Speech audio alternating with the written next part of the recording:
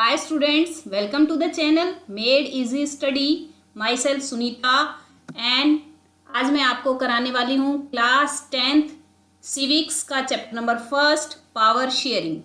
Most important MCQs of chapter number first power sharing. तो अभी तक आपने सिलेबस कंप्लीट कर लिया होगा, चैप्टर्स को अच्छे से पढ़ लिया होगा और अब जो भी MCQs हैं उनकी प्रैक्टिस कीजिए, देखिए कि आपके कितने क्वेश्चन सही होते हैं। आप ट्राई कीजिए उन MCQs के आंसर देने की। आफ्टर दैट आप अपने आप को चेक कर सकते हैं कि आपकी तैयारी कहाँ तक है। वीडियो अच्छी लगती लाइक करें, शेयर करें और चैनल को सब्सक्राइब जरूर करें। तो let's start chapter number first, most important MCQs power sharing.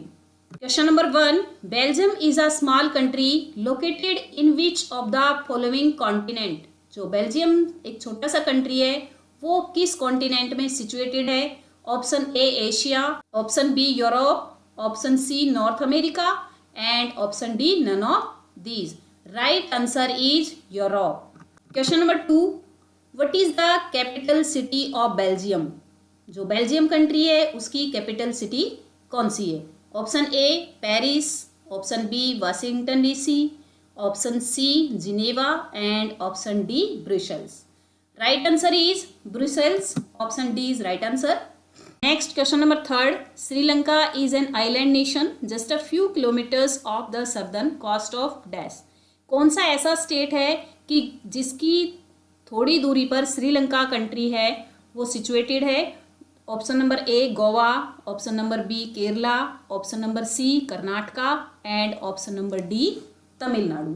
जो सबसे साउथ पार्ट में इंडिया का स्टेट है वो कौन सा है? तमिलनाडु। तो Tamil Nadu is right answer of question number 3। Question number 4, which language is dominantly spoken in Belgium. जो बेल्जियम कंट्री है कौन सी ऐसी लैंग्वेज है जो वहां पर सबसे ज्यादा बोली जाती है? Option number A Dutch, option number B Spanish, option number C French and option number D Italian. तो जो बेल्जियम कंट्री है उसमें 59% डच स्पीकिंग पर्सन है, 40% फ्रेंच स्पीकिंग पर्सन है एंड 1% जर्मन स्पीकिंग पर्सन है। तो जो सबसे ज़्यादा डोमिनेंट स्पोकन है वो कौन सी है? डच। तो Dutch is the right answer, option number A. Next question, question number 5, Tamil native of the country were known as. Option number A Sri Lankan Tamil, option number B Indian Tamils, option number C Hindu Tamils and option number D Buddhist. Right answer of question number 5 Sri Lankan Tamil. कि जो Tamil native थे उस country के श्रीलंका के वो क्या कहलाते थे? Sri Lankan Tamil. Next question, question number 6, most of the Sinhala speaking people are. जो सिन्हाला स्पीकिंग पीपल थे जो श्रीलंका में मोस्ट डोमिनेंट पीपल सिन्हाला क्या थे? Option number A Hindu, option number B Buddhist, option number C Muslims and option number D Tamils. Right answer is option number B Buddhist. कि जो Sinhala speaking people ज्यादातर क्या थे? बुद्धिस्ट थे। Next question, question number 7, Sri Lanka emerge as an independent country in. जो Sri Lanka country है वो independent country के रूप में या वो इंडिपेंडेंट कब हुआ? Option number A 1948, option number B 1984, option number C 1944 and option number D 1994। तो इसका राइट आंसर हो जाएगा जब इंडिया इंडिपेंडेंट हुआ 1947 में तो उसके 1 ईयर के आफ्टर में ही श्रीलंका इंडिपेंडेंट हो गया था। Right answer is option number A 1948। Next question, question number 8, in which year an act was passed to recognize Sinhala as the only official language, thus disregarding Tamil। किस year में जो Sinhala speaking people थे उन्होंने एक act पास किया और उसमें Tamil people को डिसरिगार्ड कर दिया था जिससे तमिल पीपल काफ़ी डिसअपॉइंट हुए थे? तो कौन सा ईयर था? Option number A 1965, option number B 1956, option number C 1995 and option number D 1954। Right answer is option number B 1956। Next question, question number 9, which of the following was the main reason for the killing of 1000 people in Sri Lanka. ऐसा कौन सा reason था कि जिससे श्रीलंका में काफ़ी लोग मारे गए थे? Option number A, cold war between Sinhala and Tamil speakers. Option number B, civil war between Sinhala and Tamil speakers. Option number C, atomic war between Sinhala and Tamil speakers. And option number D, none of these. Cold war हुआ था, वो हुआ था USA और USSR में, तो ये तो रॉन्ग आंसर हो जाएगा। Option number B, civil war between Sinhala and Tamil speakers. Civil war क्या होता है? जब कंट्री के अंदर ऐसी सिचुएशन क्रिएट हो जाए कि जिससे वहीं उसी कंट्री की कम्युनिटी में कॉन्फ्लिक्ट हो जाता है, तो उसको क्या बोलते हैं? Civil war. तो सिविल वॉर हुआ था सिन्हाला और तमिल स्पीकर्स में, जिसके रीज़न से 1000 पीपल वहाँ के मारे गए थे। तो ये आंसर हो जाएगा option number B. Next question, question number 10। A country in which principle of majoritarianism led to the civil war। ऐसा कंट्री जिसमें मेजोरिटेरियनिज्म के ऊपर गवर्नमेंट बनी थी और सिविल वॉर की सिचुएशन क्रिएट हुई थी, यानी कि सिविल वॉर हुआ था उस कंट्री में, तो वो कौन सा कंट्री है इनमें से? उसका आंसर क्या होगा? Option number A, Belgium. Option number B, India. Option number C, Pakistan. And option number D, Sri Lanka. तो जो बेल्जियम कंट्री था, इसमें अकोमोडेशन यूज़ की गई थी। जो भी डच पीपल थे या फिर फ्रेंच पीपल थे, उनके लिए अकोमोडेशन यूज़ करके और एक बेस्ट गवर्नमेंट बनाई गई थी, जिससे किसी भी तरह का कोई कॉन्फ्लिक्ट नहीं हुआ था। इंडिया के रिगार्डिंग इसमें कोई डिस्कस हुआ नहीं है कि जिससे गवर्नमेंट फॉर्मेशन के बारे में बात हुई हो, ना ही पाकिस्तान के रिगार्डिंग हुआ है। तो आंसर रह जाएगा आपका ऑप्शन नंबर डी, श्रीलंका, जिसमें कॉन्फ्लिक्ट हुआ था सिन्हाला और तमिल्स के बीच में। क्योंकि जो सिन्हाला पीपल थे, उनकी मेजॉरिटी होने के रीज़न से कॉन्फ्लिक्ट हुआ, क्योंकि मेजॉरिटी की गवर्नमेंट वहाँ पर स्टैब्लिश कर ली गई और तमिल को डिसरिगार्ड किया गया, जिसके रीज़न से उस कंट्री में सिविल वॉर हुआ। तो right answer is option number D, Sri Lanka. Next question, question number 11। What does इलम स्टैंड फॉर? जो इलम वर्ड है ये किसके लिए यूज हुआ है? Option number A, Tamil name for Sri Lanka. Option number B, Tamil name for state. Option number C, LTTE. And option number D, both A and B.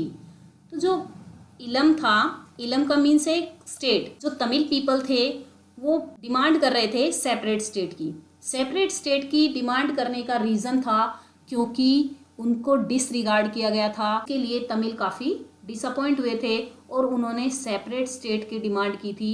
तो जो इलम वर्ड है ये यूज हुआ है Tamil name for state. Right answer of question number 11, option number B, Tamil name for state. Next question, question number 12। ये assertion reason का question है। तो इस तरह के क्वेश्चन भी आपको एग्जाम में देखने के लिए मिलेंगे। तो इतने बड़े क्वेश्चन को देख के आप घबराना मत कि ये इतना बड़ा क्वेश्चन है, इसको हम पढ़ेंगे कैसे या फिर इसका आंसर कैसे दे सकते हैं, ये ऑप्शन देखकर घबराना नहीं है। और आपको सबसे पहले जो ऊपर स्टेटमेंट दे रखी है, असर्शन और रीजन, ये दोनों पढ़नी है। सबसे पहले ये क्लियर करना है तो असर्शन और रीजन है ये राइट स्टेटमेंट है या रॉन्ग। तो अगर दोनों राइट स्टेटमेंट है तो सबसे पहले ये क्लियर कर लो कि दोनों राइट है। आफ्टर दैट दोनों को जोड़कर देखिए कि जो असर्शन है और रीजन है तो क्या ए को आर एक्सप्लेन कर रहा है। अगर ए को आर एक्सप्लेन कर रहा है तो आपका आंसर आ जाएगा both A and R are true and R is correct explanation of A. सबसे पहले हम देख लेते हैं A statement. Belgium manage to accommodate its diversities, कि बेल्जियम ने एकोमोडेशन दिखाई थी अपनी डाइवर्सिटी, यानी जो डच और फ्रेंच पीपल थे उनके बीच में कॉन्फ्लिक्ट को ख़त्म करने के लिए उन्होंने एकोमोडेशन दिखाई थी। आर पढ़ लेते हैं। It took care of the interest of both French and Dutch speaking community. तो इसमें हमारी स्टेटमेंट दोनों ठीक है और जो आर स्टेटमेंट है ये ए स्टेटमेंट की एक्सप्लेनेशन भी कर रहा है। तो अब आपको आंसर पता चल गया होगा कि option number A, both A and R are true and R is the correct explanation of A, ये इसका आंसर हो जाएगा।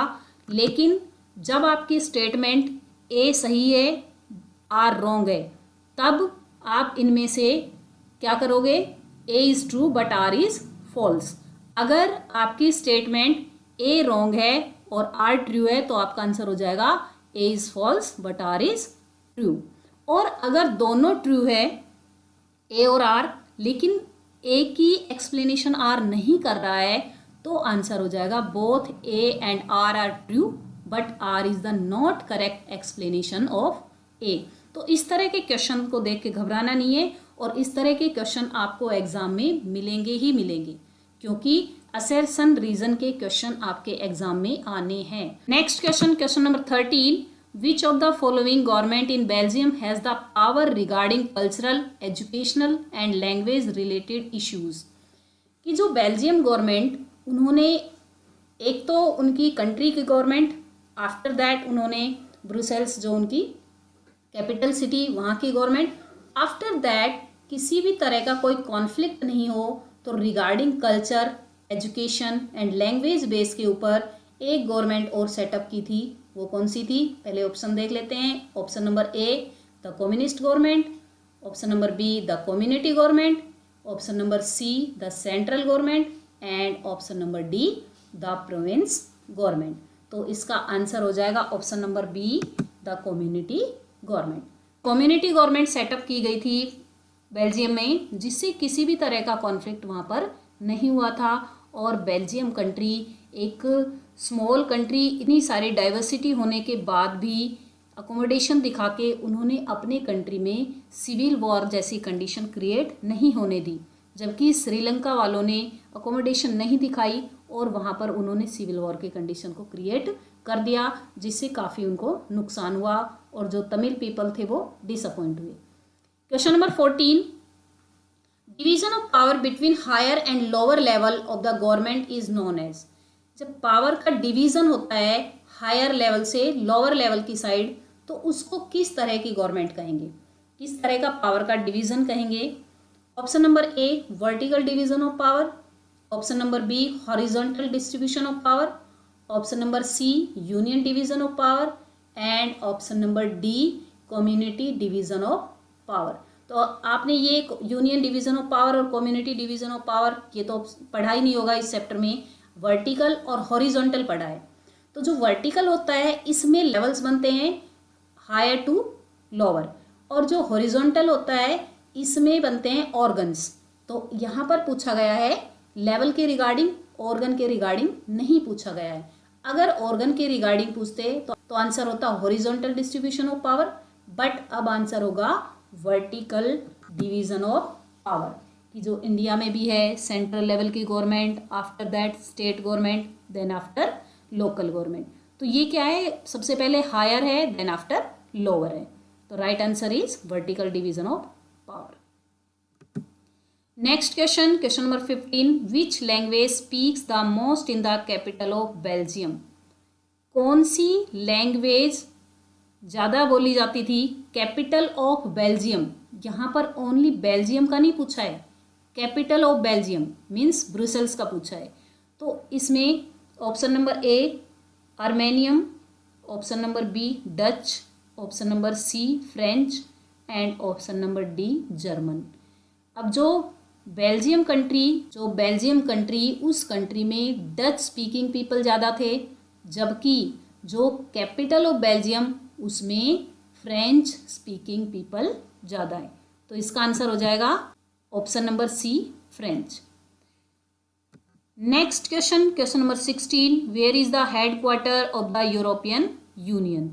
जो ईयू है एक अल्टरनेटिव सेंटर ऑफ पावर है। अल्टरनेटिव सेंटर ऑफ पावर का मीन्स क्या होता है कि जैसे यूएस है, यूएस एक डोमिनेंट कंट्री है, तो उसको अपोज करने के लिए कुछ सेंटर्स बने हैं, तो उसमें एक यूरोपियन यूनियन का भी नेम है। तो यूरोपियन यूनियन का हेडक्वार्टर बनाया गया है option number A Delhi, option number B Brussels, option number C Flemish and option number D Sri Lanka. Right answer is option number B Brussels. जो Brussels capital city of Belgium, इसको headquarter बनाया गया है European union या EU भी बोलते हैं इसको शॉर्ट फॉर्म में। तो right answer option number B. Next question, question number 17, between 1970 to 1993 the Belgium government made amendment to its constitution so that all people could live together. Belgium government ने 1970 से लेकर 1993 तक कितने अमेंडमेंट्स किए, कितने change किए, कितने सुधार किए, जिसके रीज़न से वहाँ पर पीपल में किसी तरह का कोई कॉन्फ्लिक्ट नहीं हुआ और सभी एक साथ पीसफुली रह रहे हैं. Option number A 6 time, option number B 3 time, option number C 4 times and option number D 5 times. Right answer is 4 times. तो option number C is right answer. Next question, question number 18. Power sharing is dash of democracy. कि power को divide कर दिया जाता है, power का distribution कर दिया जाता है, पावर का सेंट्रलाइज नहीं करके उसको डिसेंट्रलाइज कर देते हैं, जिससे पावर एक हाथ में नहीं रहकर बहुत सारे हाथों में चली जाती है. तो इससे क्या होता है, पावर की शेयरिंग होती है. तो पावर शेयरिंग डेमोक्रेसी के लिए क्या है? डेमोक्रेसी क्या होती है? डेमोक्रेसी एक गवर्नमेंट की फॉर्म है और इसमें मेनली कॉमन पीपल के पास पावर होती है. इंडिया भी एक डेमोक्रेटिक कंट्री है. तो option number A claim, option number B spirit, option number C partnership and option number D none of these. Right answer हो जाएगा कि डेमोक्रेसी की जो पावर शेयरिंग वो स्पिरिट है. तो B option is right answer. Next question, question number 19. India has dash system. India में किस तरह का सिस्टम है, किस तरह का यहाँ पर रूल रेगुलेशन है, किस तरह से डिस्ट्रीब्यूशन है? Option number A military, option number B federal, option number C central and option number D state government. तो मिलिट्री रूल तो रॉन्ग आंसर हो जाएगा बिल्कुल ही, क्योंकि यहाँ पर मिलिट्री रूल है ही नहीं. फेडरल, जो फेडरल गवर्नमेंट होती है इसमें पावर का डिस्ट्रीब्यूशन होता है. एक होती है यूनिटरी गवर्नमेंट और एक होती है फेडरल गवर्नमेंट. जो यूनिटरी गवर्नमेंट होती है उसमें सारी पावर एक पर्सन के हाथ में होती है, जबकि फेडरल गवर्नमेंट में पावर का डिस्ट्रीब्यूशन होता है. और इंडिया में पावर का डिस्ट्रीब्यूशन है, इसलिए इंडिया में किस तरह का सिस्टम है? Federal system. Right answer is B federal. Next question number 20. Earlier Sri Lanka was known as. जो श्रीलंका कंट्री है उसका अर्लियर नेम क्या था? Option number A Lanka, option number B Ceylon, option number C island country, option number D none of these. Right answer is B Ceylon. तो ये थे 20 most important questions of chapter number 1 power sharing. और इन question के answer देने की try करना. After that comment section में ज़रूर लिखना कि आप लोगों ने 20 में से कितने आंसर सही किए हैं. Thanks for watching.